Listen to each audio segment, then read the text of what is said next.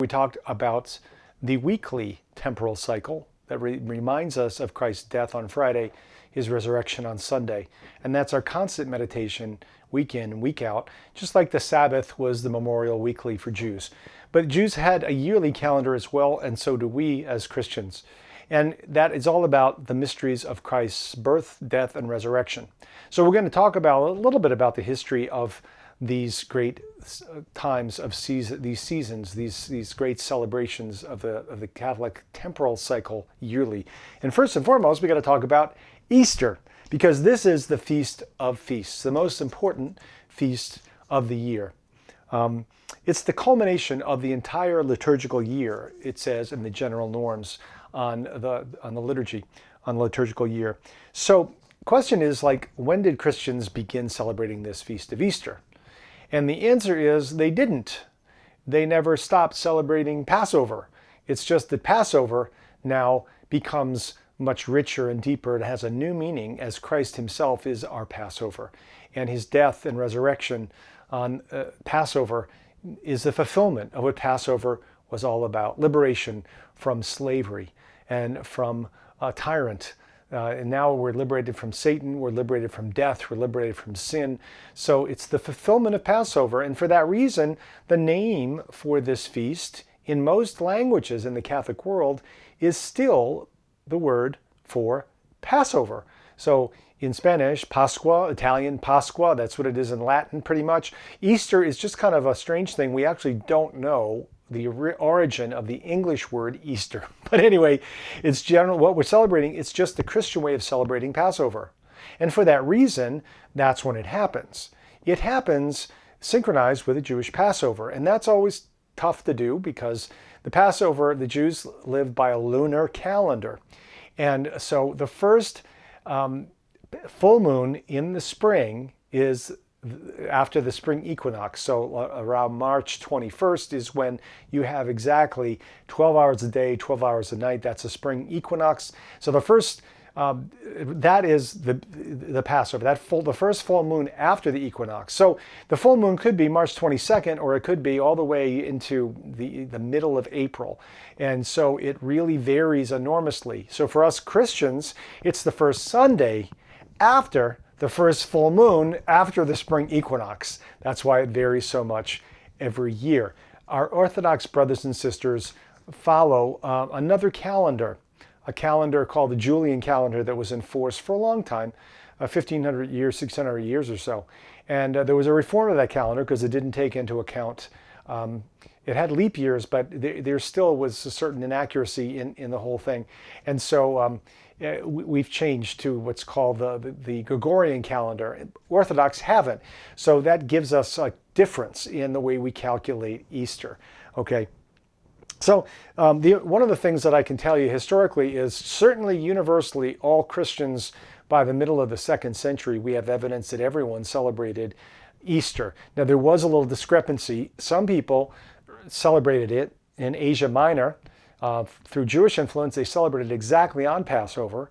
And in Rome and in much of the West, it was celebrated on the first Sunday after Passover, because Sunday was so well entrenched as the Christian day, the day of the resurrection. How could you celebrate Jesus' resurrection when it's not Sunday? So that's why Sunday, the Western tradition ended up prevailing. The East conformed to it. It took a while. There was some unity and diversity, agree to disagree, and then the East basically followed suit and did it on the first Sunday after Passover.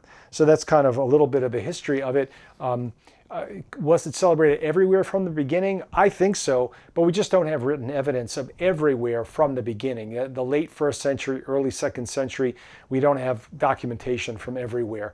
But what we have show us that Easter, the Passover, Christian Passover, Jesus' death and resurrection is celebrated everywhere. Now, it grew and was elaborated over time in terms of Holy Week and the fast preceding the feast. So early on, we have evidence in some documents for a 3-day fast before the celebration of Easter. So we have a Triduum fast. We don't necessarily have evidence for 40 days of Lent in the early 2nd century in Rome. But we do see that the 40 days of Lent becomes universal by the early 4th century. And we also find that the celebration of Easter is prolonged for 50 days by the 4th century universally. The Council of Nicaea actually makes it a liturgical law that you can't kneel down all throughout Easter till Pentecost. And to this day, the Orthodox observe this. They don't kneel much anyway. The Eastern churches do kneeling, but it has a penitential meaning. In the West, later on, kneeling came to signify adoration as well as penitence. And so in the West, they began kneeling during Eastertide. In the East, they still won't kneel at all, and it's kind of a solemn way to end Pentecost. On Pentecost Vespers, everyone kneels down to signify the end of the Easter feast.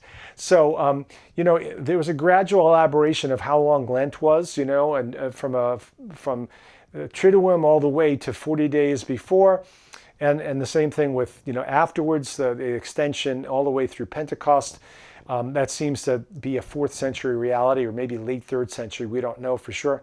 But anyway, there was a gradual evolution of liturgical celebration of Lent and of Easter time.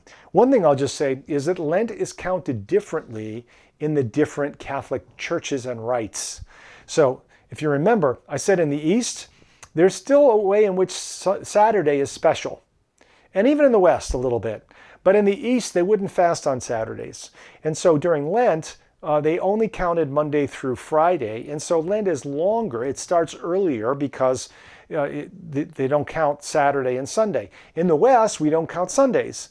So although we have readings, and we call it the first Sunday of Lent, the second Sunday of Lent, technically those Sundays are solemnities still, and they're not, even though we don't sing the Gloria, we don't say Alleluia, in the Latin tradition, still it's not seen to be a fast day. So it's not counted as the days of Lent. So if you want to know why we start on Ash Wednesday, it's simple. If you count Ash Wednesday to Holy Saturday and you remove all the Sundays, you get exactly 40. And since in the East they do things differently, you don't have Ash Wednesday. In the Maronite Rite, you have Ash Monday. And in the Byzantine rites, they kind of ease their way into Lent with Cheese Fair Sunday and Meat Fair Sunday. So anyway, these are two different. They kind of ramp up into their serious Lenten fast, and they don't do meat all during the week. That's not by law under pain of sin, but it's custom. So devout Orthodox and Byzantine Catholics will observe much more serious fasting than we do in the West now. But I will tell you that once upon a time in the West, we had no meat, dairy, or cheese, or any of that stuff, no eggs during Lent, all throughout Lent.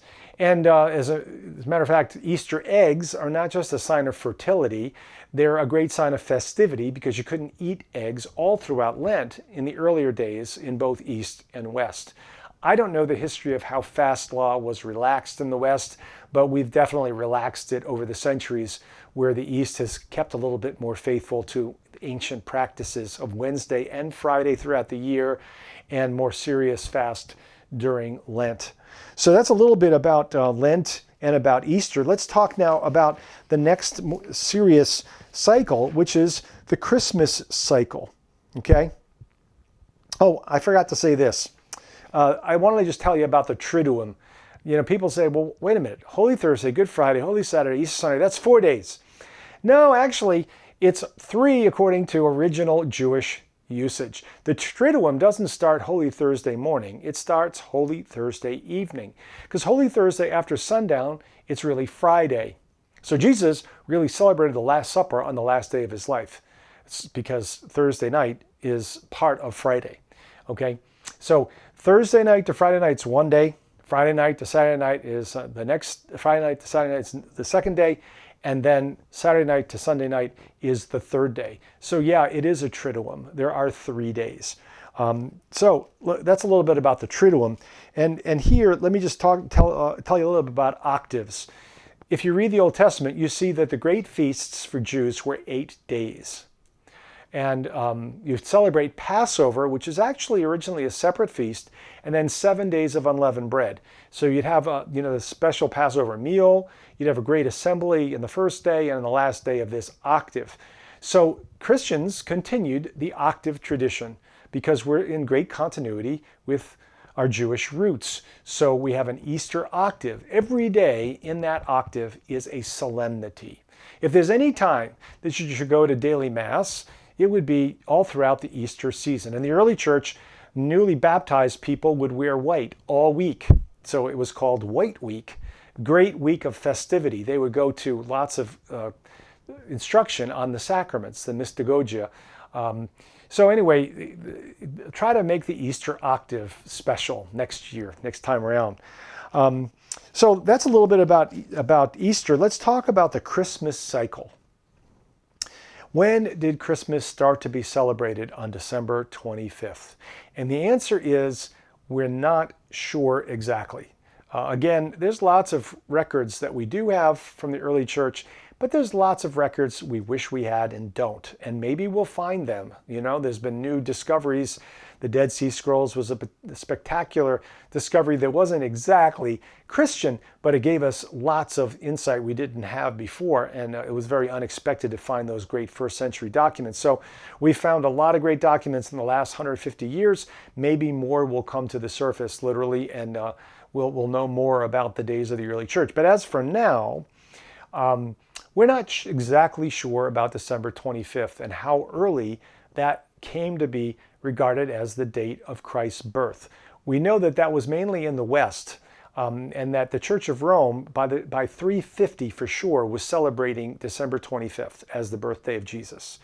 And what we don't know is why that day, because the New Testament doesn't really give us any hint as to when Jesus was born. We do know there were discussions about it because we have written evidence of that in the 2nd century, 3rd century. People were talking about trying to figure out Jesus' birth. The tradition of the birth cave in Bethlehem was clear. The site of the Church of the Holy of the Nativity is built over a cave, and people were talking about that cave. The New Testament doesn't mention a cave, but they were talking about the birth cave in Bethlehem that now is the site of the Church of the Nativity back in 2nd and 3rd century, and we have some evidence for that.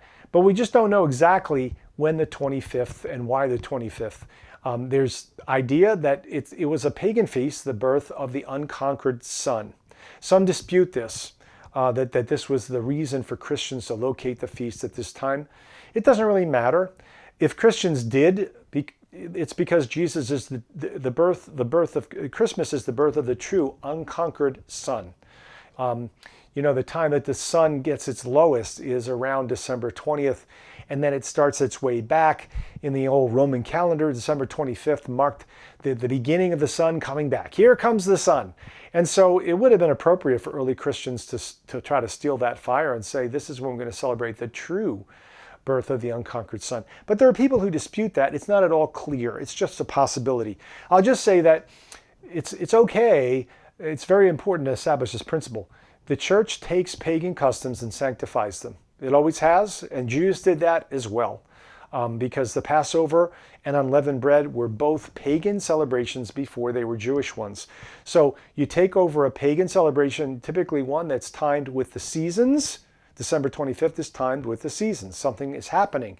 The solstice happens. Winter solstice, and the sun starts coming back. So it's a great time of festivity. Yay! Darkness is not triumphed. Light is returning. So it's a natural time to celebrate. And so, the church doesn't mind taking that. The Christmas tree is certainly a pagan origin in some ways. At least the pagans in the north celebrated the evergreen in the midst of winter, life in the midst of death. Mistletoe is not a Christian symbol, but we take those things and we incorporate them into our festivities and we invest them with new meaning. And this is kind of classic in the history of the Old Testament and the New Testament. So it doesn't really matter. We don't have to fight that Jesus actually was born on the 25th. It really doesn't matter. We choose to celebrate it at that time. It may be the time he was actually born. It may not be. Doesn't matter. So I just make this point. The Puritans were trying to purify the church of pagan accretions. And so they banned the celebration of Christmas because they regarded it as a pagan feast. In Massachusetts, which was originally Puritan, Christmas was not a holiday until the 1890s because of Puritan influence. So we just got to avoid a Puritanism and not buy into that argument that if it's not specifically authorized in the New Testament, if it has any pagan roots or pagan associations, it's evil and we can't do it. That's never been a Catholic principle. We take what's good, we purify it, we invest it with new meaning. That's part of the cultural, critical assimilation that has happened since the very beginning. We do that intellectually as well with the philosophers like Aristotle and Plato. It's a critical assimilation. So you just have to be careful in the history of liturgy of people making that argument, arguing that anything that has any pagan parallels has to be rejected as something that pollutes pure Christianity. That's nonsense. Okay, Christmas was celebrated on the 25th in the West.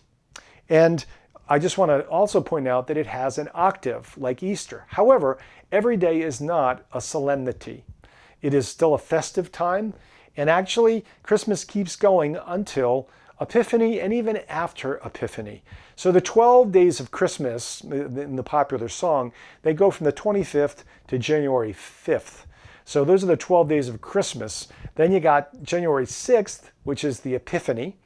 And then Epiphany used to have an octave, and the new calendar, the calendar of 1969, changed that to the Feast of the Baptism of the Lord, which is partly because the Baptism of the Lord is part of the Epiphany traditional celebration.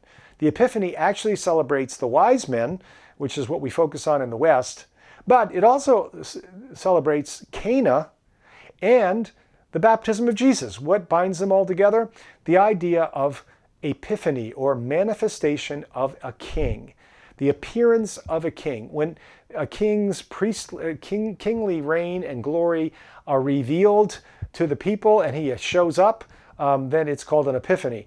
It's called the Epiphany, or in the East it's also called the Theophany, because it manifests Jesus' divinity. The wise men come and he's manifested to them as the King of all, and they worship before him. They bow and worship before him. The word is to bow in adoration that's used in Matthew's gospel. Okay, and that at the baptism, we see his glory. The Father says, "This is my beloved Son." The Holy Spirit falls upon him. So it's a manifestation of the Trinity and a manifestation of Jesus' divinity and of his messiahship. And then at Cana, his first miracle, he reveals his glory, it says in John's gospel, for the first time. It's the first of his signs. So all these things are kind of wrapped up in the idea of Epiphany, even though we in the West tend to focus on the three kings. And so a little bit more about the three kings. We don't know their names, and we don't know that they were kings, and we don't know that there were three. So there were three gifts. And so for that reason, people have assumed that there were three men. But we get it in Scripture, indefinite number, and they're not called kings, they're called magi. However, they're regarded as kings because they brought two gifts that are prophesied in the Old Testament, in Isaiah, to be brought to the Lord by foreign kings on camels and dromedaries, gold and frankincense. Now, myrrh isn't mentioned. That's unique to the New Testament. And gold signifies traditionally his royalty, incense, his divinity, and myrrh, his death, the fact that he will die to save us. So this is kind of a traditional meaning of the three gifts. And because there were three gifts, we assume there are three. And because of the prophecies in Isaiah 61 and in Psalm 72, we make them kings and see them as kings. One of the things is their name, Caspar, Balthazar, Melchior. Well, where did those names come from? We have no idea of their names from Scripture. And their names, we don't find any attestation until like the 9th century. But here's what we do know, that in Latin, C, the initials C, B, M, were written over doorposts on the Epiphany. The Epiphany was a time, remember, we talked about the baptism of Christ, so it's a great time to use holy water to bless homes. So from early ages, homes were blessed on the Epiphany, and you'd write in chalk when the home was blessed, Christus bendicat mansionem, Christ blesses this house. And so CBM, that's what that stands for. Most probably someone gave names to the three wise men based on the CBM. And that's probably where we get Caspar, Balthazar, Melchior from. And it's wonderful. I'll call them that. I think it's kind of great. And I think you can ask for their intercession and all that under those names. But just so you know where that comes from and why it's there, a little bit about that, okay? So the Epiphany, to get back to the Epiphany, January 6th is the traditional date of celebrating Jesus' birth in the East. And so that's birthday of Jesus in the East. And that's one area where we don't have agreement among all churches. Some churches, like the Armenian, celebrate Jesus' birth later. So in the Orthodox churches, Christmas goes on from the 25th in Jerusalem all the way through the middle of January. And that's not because of the 12 days of Christmas either. It's because different churches celebrate Jesus' birth on different days. And with Easter, we have also multiple celebrations just because the calendars are different. But at least the idea is the same. What we're trying to do, we just calculate the first full moon in the spring differently because of different calendars. Okay, so a little bit about Epiphany. Clearly, there's a pagan antecedent for January 6th. In the East, there's this idea, there's an idea, as you can read in the course outline, there was a pagan feast and it involved water and taking water from the Nile, the birth of the eon or the age. And so it's clear, it seems, that January 6th in the East comes from stealing pagan fire, celebrating the true birth of the true endless one, the ageless one, on January 6th. And also his baptism is recalled as well with the water symbolism. So what happens is in the 4th century, the East and the West kind of exchange feasts. So we get the Feast of the Epiphany on January 6th and incorporate that. And the West, some of the Eastern churches take up December 25th. So anyway, it's kind of an interesting way in which there's evolution of the liturgical year and there's an exchange between East and West in different churches. And that's kind of the way over the course of the eons, liturgical year has grown because people borrow celebrations that they hear about from other places. The Liturgy of Jerusalem is carried by pilgrims back all over the world, the Crusaders. The customs of Jerusalem, the customs of Rome are carried up into the north. And northern customs from Gaul and from Germany are carried down to Rome. So there's an interchange that's kind of a beautiful thing to watch over the ages in the liturgical year. So this is a little bit about the temporal cycle. The next video, we'll talk about the sanctoral cycle and the cycle really of the saints. But one last thing, Advent. I just want to tell you about Advent because Advent's a really wonderful season. It's one of my favorite seasons. But why do we wear purple? And what are we really doing in Advent? And where did it come from? Okay, now I'll tell you, the first time of baptism in the early church was Easter Sunday. So there was the Easter Vigil. But the baptism of Christ at Epiphany is another appropriate time for baptism. So it was a big time of baptism. Those getting ready for baptism would fast before baptism. If they were getting ready at the Epiphany to be baptized, there's 40 days of fasting. So Advent is not 40 days, but the start of Advent is about 40 days from Epiphany. So that's where the purple penitential side comes from, and why Advent's not a full 40 days before Christmas, because it's really originated prior to the Feast of the Epiphany, okay?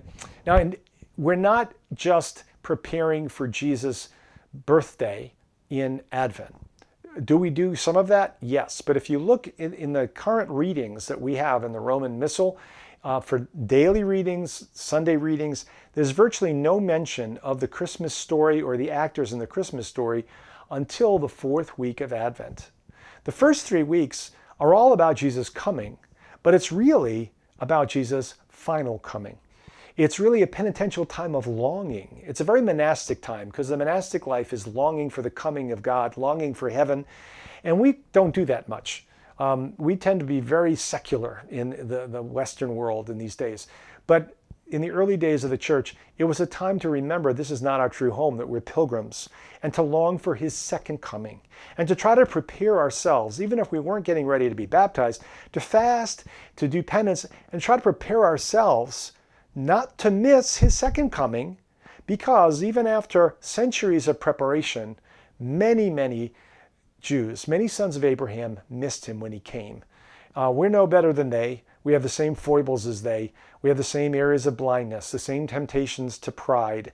So we need to be careful that we're listening, and so that we're ready when he does come. So it's a rehearsal for his second coming. That's really what the first 3 weeks of Advent are. And the key figure there is John the Baptist, rather than people in the infancy story. Once we get to 1 week before Christmas, then we have a countdown. We have the O antiphons, and it's a countdown to Christmas. So from December 17th to the 24th. Now we're getting readings, getting us ready for the celebration of the Nativity.